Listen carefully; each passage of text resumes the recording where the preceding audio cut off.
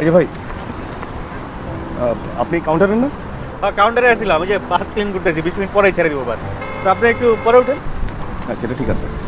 আমার সঙ্গে আমার এক বন্ধুর যাওয়ার কথা ছিল, ও আজ যেতে পারছে না। আমি একটা টিকিট ফেরত দিতে চাই। টিকিট ফেরত? হ্যাঁ আপনি চাইলে তো টিকিট ফেরত দিতেই পারেন, তাই টাকা কিন্তু অর্ধেক ফেরত দেবেন।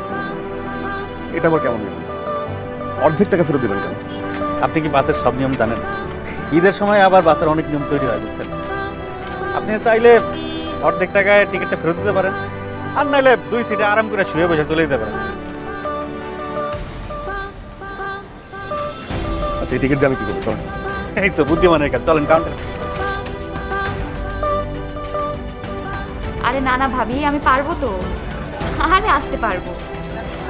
প্রথমবারের মতো একা একা আসছি, আমার কিন্তু ভালোই লাগছে। এখন পাঠালে কি হবে? আরে এখন মায়াতলি থেকে পাঠালে গাড়ি জ্যামে পড়বে না। ভাবি আমি তোমাকে একটু পরে কল করছি। হ্যাঁ হ্যাঁ।